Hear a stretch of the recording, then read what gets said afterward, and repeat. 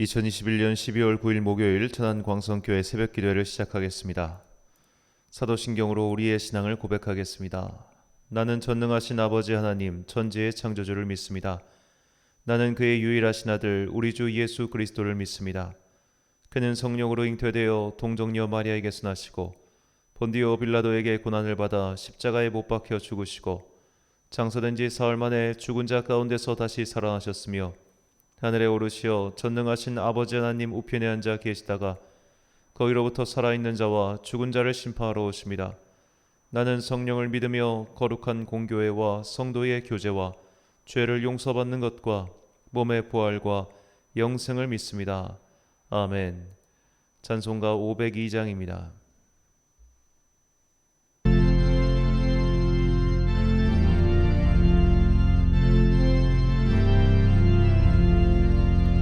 빛의 사자들이여 서가서 어둠을 물리치고 주의 진리 모르는 백성에게 복음의 빛 비춰라. 빛의 사자들이여 복음의 빛 비춰라. 죄로운 밤 밝게 비춰라. 빛의 사자들이여 선한 사역 위하여 힘을 내라. 주와 함께 하시겠네. 주의 크신 사랑을 전파하며 복음의 빛 비춰라. 빛의 사자들이여 복음의 빛 비춰라. 죄로운 밤 밝게 비춰라. 빛의 사자들이여 주님 부탁하신 말 순종하여 이 진리 전파하라.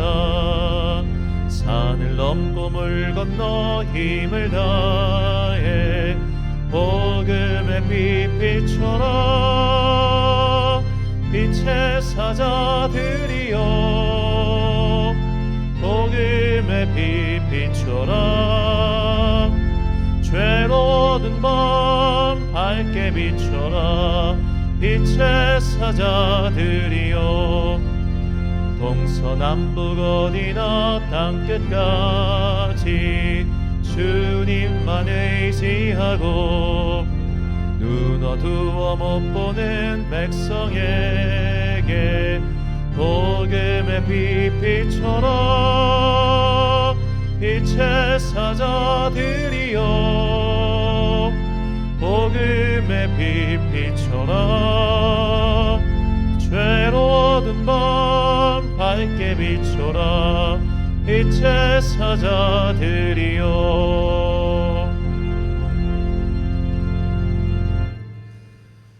오늘 우리에게 주신 하나님의 말씀 로마서 2장 1절부터 29절까지의 말씀입니다. 신약성경 로마서 2장 1절부터 29절까지의 말씀. 이제 봉독하겠습니다. 하나님의 말씀을 경청하십시오. 그러므로 남을 심판하는 사람이요 그대가 누구이든지 죄가 없다고 변명할 수 없습니다. 그대는 남을 심판하는 일로 결국 자기를 정죄하는 셈입니다. 남을 심판하는 그대도 똑같은 일을 하고 있기 때문입니다. 하나님의 심판이 이런 일을 하는 사람들에게 공정하게 내린다는 것을 우리는 압니다. 이런 일을 하는 사람들을 심판하면서 스스로 그런 일을 하는 사람이요 그대는 하나님의 심판을 피할 수 있을 줄로 생각합니까? 아니면 하나님께서 인자하심을 베푸셔서 그대를 인도하여 회개하게 하신다는 것을 알지 못하고 오히려 하나님의 풍성하신 인자하심과 너그러우심과 오래 참으심을 업신여기는 것입니까? 그대는 완고하여 회개할 마음이 없으니 하나님의 공정한 심판이 나타날 진노의 날에 자기가 받을 진노를 스스로 쌓아 올리고 있는 것입니다. 하나님께서는 각 사람에게 그가 한 대로 갚아주실 것입니다. 참으면서 선한 일을 하여 영광과 존귀와 불멸의 것을 구하는 사람에게는 영원한 생명을 주시고 이기심에 사로잡혀서 진리를 거스르고 불의를 따르는 사람에게는 진노와 분노를 쏟으실 것입니다. 악한 일을 하는 모든 사람에게는 먼저 유대 사람을 비롯하여 그리스 사람에게 이르기까지 환난과 고통을 주실 것이요 선한 일을 하는 모든 사람에게는 먼저 유대 사람을 비롯하여 그리스 사람에 이르기까지 영광과 존귀와 평강을 내리실 것입니다. 하나님께서는 사람을 차별함이 없이 대하시기 때문입니다. 율법을 모르고 범죄한 사람은 율법과 상관없이 망할 것이요 율법을 알고 범죄한 사람은 율법을 따라 심판을 받을 것입니다. 하나님 앞에서는 율법을 듣는 사람이 의로운 사람이 아닙니다. 오직 율법을 실천하는 사람이라야 의롭게 될 것이기 때문입니다. 율법을 가지지 않는 이방 사람이 사람의 본성을 따라 율법이 명하는 바를 행하면 그들은 율법을 가지고 있지 않아도 자기 자신이 자기에게는 율법입니다. 그런 사람은 율법이 요구하는 일이 자기의 마음에 적혀 있음을 드러내 보입니다. 그들의 양심도 이 사실을 증언합니다. 그들의 생각들이 서로 고발하기도 하고 변호하기도 합니다. 이런 일은 내가 전하는 복음대로 하나님께서 그리스도를 내세우셔서 사람들이 감추고 있는 비밀들을 심판하실 그날에 드러날 것입니다. 그런데 그대가 유대 사람이라고 자처한다고 합시다. 그래서 그대는 율법을 의지하며 하나님을 자랑하며 율법의 가르침을 받아서 하나님의 뜻을 알고 가장 선한 일을 분간할 줄 알며 눈먼 사람의 길잡이요 어둠 속에 있는 사람의 빛이라고 생각하며 지식과 진리가 율법에 구체화된 모습으로 들어있다고 하면서 스스로 어리석은 사람의 스승이요 어린아이의 교사로 확신한다고 합시다. 그렇다면 그대는 남은 가르치면서도 왜 자기 자신은 가르치지 않습니까? 도둑질을 하지 말라고 설교하면서도 왜 도둑질을 합니까? 간음을 하지 말라고 하면서도 왜 간음을 합니까? 우상을 미워하면서도 왜 신전의 물건을 훔칩니까? 율법을 자랑하면서도 왜 율법을 어겨서 하나님을 욕되게 합니까? 성경에 기록한 바 너희 때문에 하나님의 이름이 이방 사람들 가운데서 모독을 받는다 한 것과 같습니다. 율법을 지키면 할례를 받는 것이 유익하지만 율법을 어기면 그대가 받은 할례는 할례를 받지 않은 것으로 되어버립니다. 그러므로 할례를 받지 않은 사람이 율법의 규정을 지키면 그 사람은 할례를 받지 않았더라도 할례를 받은 것으로 여겨질 것이 아니겠습니까? 그리고 본래 할례를 받지 않았더라도 율법을 온전히 지키는 사람이 율법의 조문을 가지고 있고 할례를 받았으면서도 율법을 범하는 사람인 그대를 정죄할 것입니다.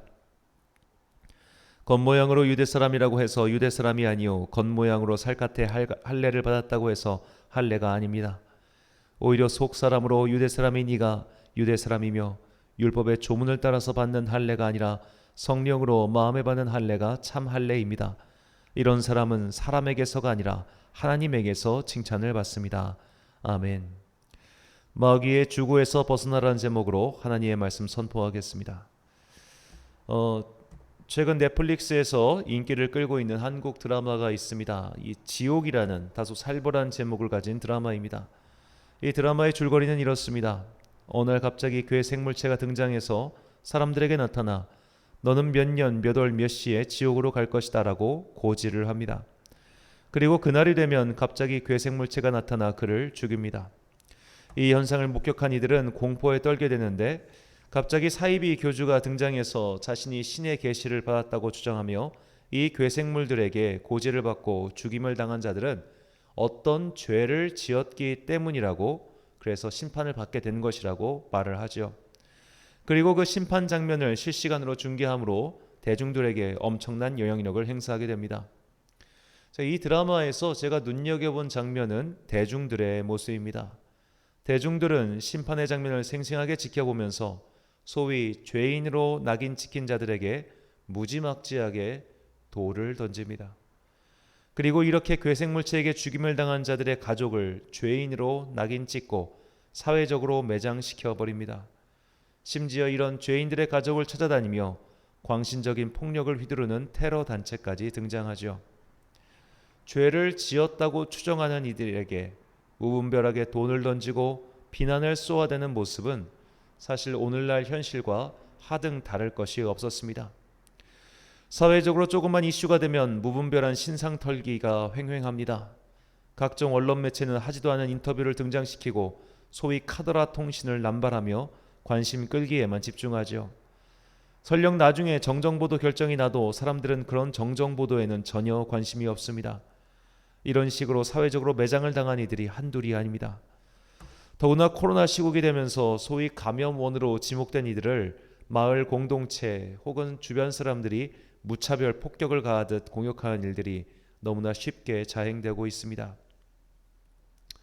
이런 광란의 모습을 볼 때마다 이미 이 사회가 자정 능력을 상실했구나, 말세가 다른 것이 아니구나 라는 생각을 지울 수가 없습니다. 사람들은 소위 죄인들을 향한 화살이 나에게 혹시 향할까 두려워서 일단 저 녀석들한테 돌을 던지고 보자라는 식으로 쉬쉬하거나 적극적으로 가담하고 있습니다. 마치 한반에서 왕따를 당하는 아이가 있는데 용기 있게 그의 편을 들어주는 것이 아니라 나도 혹시 왕따를 당할까봐 두려워서 가해자의 편에 서거나 혹은 방관자의 입장을 취하는 비겁한 이들이 너무나 많습니다. 더구나 익명이라는 가면 뒤에 숨어서 남을 정죄하고 심판하는 것은 비겁할 뿐 아니라 매우 악한 일이죠. 바울은 로마서 1장에서 이 세상의 죄의 풍경을 다음과 같이 묘사합니다. 로마서 1장 27절부터 31절까지의 말씀을 현대인의 성경 번역으로 읽겠습니다. 남자들도 그와 같이 여자들과의 정상적인 성생활을 벌이고 자기들끼리 서로 정욕을 불태우면서 부끄러운 짓을 하여 그 잘못에 대한 마땅한 대가를 받았습니다. 사람들이 하나님을 알려고 하지 않으므로 하나님께서도 그들이 부패한 마음으로 악한 일을 하도록 내버려 두셨습니다. 그들은 온갖 부정, 추악, 욕심, 악한 생각, 시기, 살인, 다툼, 사기, 악의로 가득 차 있습니다. 그리고 그들은 수근거리며 서로 헐뜯고 하나님을 미워하고 건방지고 교만하며 자랑하고 악한 일을 꾸며내고 부모에게 불순종하고 미련하며 신의도 인정도 없고 무자비합니다. 최근 기독교계에 공통된 화두 중 하나가 차별금지법 반대 운동일 겁니다. 이 차별금지법은 사실간의 동성 간의 결합 및 혼인을 인정하는 것으로서 이것을 막아야 건전한 세상을 지킬 수 있다는 것이 기독교회의 주된 입장이죠. 우리나라에서는 가톨릭 교회가 사회적 이슈에 대해서 진보 정당의 입장과 궤를 같이 하지만 사실 가톨릭 교회는 이 동성애 문제에 있어서 개신교회보다 훨씬 더 반대가 심하고 낙태까지도 반대를 합니다. 그런데 바울의 말에 따르면 동성애의 죄를 특별한 위치에 두지 않고 이 또한 부패한 마음으로 하는 악한 일의 목록 중 하나로 지금 취급하고 있죠. 부패한 마음에서 나오는 악한 일은 이런 동성애뿐만 아니라 부정함, 추악, 욕심, 악한 생각, 시기, 살인, 다툼, 사기, 악의, 뒷담화, 서로 욕하기, 교만, 자랑질, 악한 일 꾸미기, 부모 거역하기, 신의와 인정이 없는 것 등등입니다. 만약 어느 정당이 사기 권장법을 발의한다면 미쳤다고 할 겁니다. 서로 욕하기 장려법을 발의한다면 돌을 던질 겁니다. 부모 거역하기 권장법을 제정하면 다들 소리를 지를 겁니다. 동성애를 인정하는 것은 사실상 이런 악을 인정하는 것과 다름이 없습니다. 그러니 기독교회는 이거를 반대해야 마땅하지요. 그런데 그리스도인들은 뒷담화를 동성애와 같은 죄라고 생각하지 않습니다. 교만한 것을 동성애와 같은 죄라고 생각하지 않습니다. 부모를 거역하고 신의와 인정이 없는 것을 동성애와 같은 죄라고 생각하지 않습니다. 그저 동성애자는 혐오스럽고 추방시켜야 할 자들이라고 생각할 뿐이지요. 성경은 말하길 뒷담화든 악한 생각이든 시기와 질투, 다툼도 결국 뿌리가 같은 죄라고 말하고 있는데도 말이죠.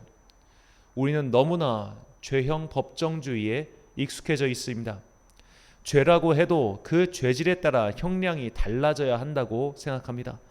어떤 죄는 매맞고 끝날 게 있고 어떤 죄는 입으로만 혼날 게 있고 어떤 죄는 반성문으로만 그칠 죄가 있다는 겁니다. 하지만 성경이 말하는 기독교의 윤리관은 그렇지 않습니다. 구약의 율법에 보면 원고의 행위로 인해 피고에게 손해가 발생했을 경우 그에 대한 손해배상 규정을 해놓은 것이지 죄의 경중에 따라 처벌의 강도가 달라져야 하는 것이 아니지요. 부모에게 거역해도 돌에 맞아 죽고 부정한 짓을 해도 돌에 맞아 죽고 예배의 기물을 잘못 사용해도 불에 타 죽습니다. 우리의 생각처럼 죄의 경중이나 죄질에 따라 처벌이 달라지는 것이 아니라 그냥 죄는 죄라는 겁니다. 그래서 우리는 성경의 이야기를 읽으며 혼란스러울 때가 많죠. 고작 이 정도 일로 이런 처벌을 당해야 한단 말인가? 라며 말입니다. 그렇다면 바울이 이렇게 죄의 목록을 가득 나열한 것은 이유가 도대체 무엇일까요? 본문 1절 말씀입니다. 그러므로 남을 판단하는 사람아, 누구를 막론하고 내가 핑계하지 못할 것은 남을 판단하는 것으로 내가 너를 정죄함이니 판단하는 내가 같은 일을 행함이니라. 바울은 세상을 사는 인간이라면 결코 피할 수 없는 죄의 목록을 나열하며 결국 우리 모두는 죄인이라는 것을 밝히고 있습니다. 세상의 기준으로 큰 죄를 지었든 작은 죄를 지었든 그들은 모두 하나님 보실 때 똑같은 죄인입니다. 그리고 죄인들은 죄의 경중에 따라 처벌을 달리 받는 것이 아니라 그저 죄인이기 때문에 벌을 받습니다. 이런 죄의 판결에 대해 사람들은 당연히 부당하게 여겼습니다. 큰 죄를 지으면 큰 벌을 받고 작은 죄를 지으면 작은 벌을 받아야 한다고 생각하죠. 사람들의 이런 생각을 고스란히 반영한 책이 단테 일리기아스의 신곡입니다. 신곡은 연옥편, 지옥편, 천국편으로 나눠져 있습니다. 이 중 지옥편을 보면 그 지옥에 대한 묘사가 매우 생생하지요. 단테는 당시 사람들이 생각했던 지옥의 모습을 등급을 나누어 설명합니다. 지옥의 밑바닥에는 예수님을 배신한 유다와 같은 큰 죄를 지은 자들이 들어가 있고, 이 지옥의 위로 올라갈수록 죄의 강도가 줄어들고 적당한 죄를 지은 자들은 연옥에서 회개하고 있다가 회개의 정도에 따라 천국에 갈 기회가 생긴다고 생각했습니다. 그러나 이런 상상은 당시 대중들의 생각을 반영해 만든 것일 뿐 진실이 아니죠. 성경은 그 어디에서도 죄의 경중에 따라 다른 지옥에 간다고 말한 적도 없고, 죄가 가벼운 자들이 중간지에서 그 죄에 따른 가벼운 벌을 받다가 천국에 갈 기회가 생긴다고 말하지도 않습니다. 죄는 그저 죄일 뿐입니다. 그것의 경중은 우리가 정하는 것이 아니지요. 모든 인간은 하나님을 등지고 부패한 세상에서 태어나 그 세상에 때를 묻히고 있기 때문에 하나님 앞에서 볼 때는 누구나 다 더러운 채로 서 있을 수밖에 없고 본질상 진노의 자녀이며 버림받을 수밖에 없는 처지였습니다. 그러나 예수 그리스도의 은혜로 말미암아 죄의 경중과 상관없이 설령 내가 사는 동안 사회적으로 비난받은 행동을 단 한 번도 하지 않은 자와 사회적으로 온갖 비난을 받은 자라 할지라도 그 은혜로 죄를 사하여 주시고 하나님 앞에 설 자격을 주셨습니다. 그래서 바울은 이렇게 말합니다. 로마서 3장 23절과 24절 말씀입니다. 모든 사람이 죄를 범하였음에 하나님의 영광에 이르지 못하더니 그리스도 예수 안에 있는 속량으로 말미암아 하나님의 은혜로 값없이 의롭다 하심을 얻은 자 되었느니라. 아멘. 이것은 바울의 인생의 고백이기도 하지요. 바울은 주님을 만나기 전 당시 유대 사회에서는 지탄받을 만한 어떤 죄도 짓지 않았습니다. 율법으로 결백하였고 그가 그리스도인을 잡아넣은 것은 오히려 유대인의 입장으로 볼 때 적극적으로 악을 박멸하는 선한 행동이었습니다. 그러나 바울은 예수님을 만난 이후 모든 인간은 본질적으로 죄인이며 인간의 행위로는 결코 하나님의 영광에 이르지 못한다는 것을 철저히 깨달았습니다. 또한 우리 인간의 구원은 주님의 은총에 달린 것이지 우리의 죄의 경중을 따라 차등적으로 대하지 않으심도 깨달았습니다. 이것이 오늘 남의 죄를 가리켜 삿대질하며 남의 죄를 자기의 기준으로 판단하는 모든 이들에게 주시는 주님의 말씀입니다. 우리는 재판장이 아닙니다. 저 사람의 죄는 지옥의 몇 층이고 이 사람의 죄는 지옥의 유보 상태다라고 결정할 하등의 권한이 없습니다. 심판은 하나님의 일입니다. 그리고 하나님의 일을 내가 찬탈하는 것을 성경은 교만이라고 부르죠. 하나님께서 보실 때 내가 손가락질하는 저 사람보다 내가 더 낫다는 증거는 하나도 없습니다. 설령 저 사람이 사회적으로 온갖 지탄을 받을지언정 하나님 보실 때는 오히려 내가 더 가증스러운 죄인일 수 있습니다. 그는 들통난 죄인이고 나는 단지 들통나지 않은 죄인일 뿐입니다. 우리가 정말 이 진실을 무겁게 받아들인다면, 그리고 내가 진정 죄인이었는데 그리스도의 은혜로 값없이 구원을 받았음을 믿는다면 절대로 함부로 남에게 손가락질을 해서는 안 됩니다. 그냥 이렇게 생각하십시오. 남을 판단하고 정죄하는 그 행동은 하나님 보실 때 동성애와 같은 죄라고 말입니다. 무정한 시대입니다. 잔혹한 세상입니다. 손가락질 몇 번으로 남의 인생을 파멸로 몰아넣으려 하는 마귀들의 시대입니다. 마귀를 가리키는 헬라어 디아블로스가 비방하는 자라는 의미라는 것을 잊지 마십시오. 남을 비방하는 그 사람이 마귀입니다. 세상이 온통 마귀 천지입니다. 나도 그 마귀 짓거리에 동참하고 있지는 않습니까? 이런 시대일수록 우리는 예수님의 말씀을 더욱 깊이 새겨들어야 합니다. 누가복음 6장 36절부터 38절까지의 말씀입니다. 너희 아버지의 자비로우심 같이 너희도 자비로운 자가 되라. 비판하지 말라. 그리하면 너희가 비판을 받지 않을 것이요. 정죄하지 말라. 그리하면 너희가 정죄를 받지 않을 것이요. 용서하라. 그리하면 너희가 용서를 받을 것이요. 주라. 그리하면 너희에게 줄 것이니 곧 후히 되어 누르고 흔들어 넘치도록 하여 너희에게 안겨주리라.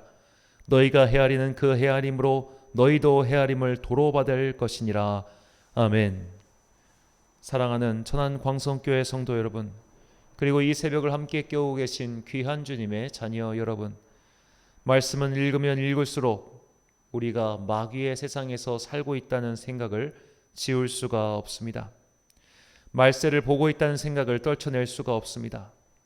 바울은 사랑하는 믿음의 아들과 같은 디모데에게 말세의 풍경을 말하며 그 특징을 무정함과 모함과 사나움이라고 했습니다. 우리가 사는 세상 풍경이 딱 이렇습니다.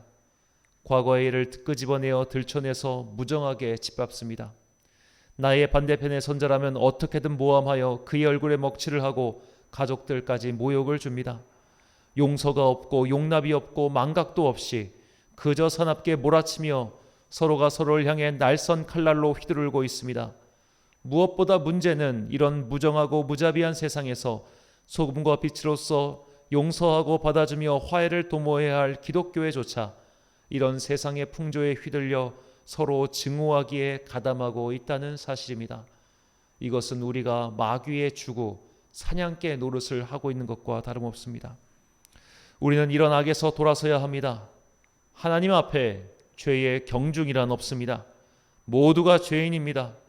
그리고 이 죄인들을 위하여 예수 그리스도께서 희생제물이 되시어 모두에게 구원의 길을 열어두셨습니다.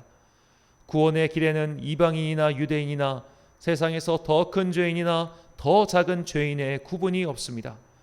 이 진리를 가슴에 반드시 새기시고 무정하고 무자비한 말세의 풍조에서 벗어나 하나님 나라의 백성으로서 화해와 평화의 사도로서 살아가는 여러분과 제가 되시길 간절히 축원합니다. 기도하겠습니다. 사랑과 은혜가 충만하신 아버지 하나님, 무정한 세상입니다. 무자비한 세상입니다. 말세가 달려있는 것이 아니며 지옥이 따로 있는 것이 아니었습니다. 세상이 온통 마귀 천지입니다. 우리가 마귀 짓을 자행하고 있었습니다. 상대를 헐뜯고 비난하며 욕하기 바빴습니다. 나와 다른 진영이라며 들춰내고 힐난했습니다. 죄의 경중을 따져가며 그들을 비난했습니다. 내가 재판관이 되어 정의를 행하겠다고 신상을 들춰내는 마귀의 행동을 하고 있었습니다. 재판장이신 하나님의 자리를 찬탈하는 교만한 자들이었습니다. 비방하는 자, 마귀와 같이 행동한 우리의 죄악은 감히 용서받지 못할 정도에 이르렀습니다. 이런 우리의 마귀의 사냥개 노릇을 한 죄를 진심으로 자복하고 통회하오니 우리를 용서하여 주옵소서. 은혜로 구원받은 자답게 살게 하옵소서. 은혜로 용서받은 자답게 살게 하옵소서. 악한 마귀의 짓거리에 동참하지 않고 험담하지 않고 용서하고 용납하며 각 사람에게 남아있는 선함의 한 조각을 가지고 희망을 품게 하옵소서. 머리 검은 짐승은 거두는 게 아니라는 세상의 속담 따위는 저 멀리 던져버리고 오직 평화의 왕으로 오신 예수님의 신하로서 우리 또한 화평케 하는 사도가 되게 하옵소서. 서로가 서로에게 마귀짓을 태어나게 하는 세상 속에서 진실로 빛의 사자로서 살기 위하여 우리에게 더욱 큰 은혜와 성령의 충만함이 필요합니다.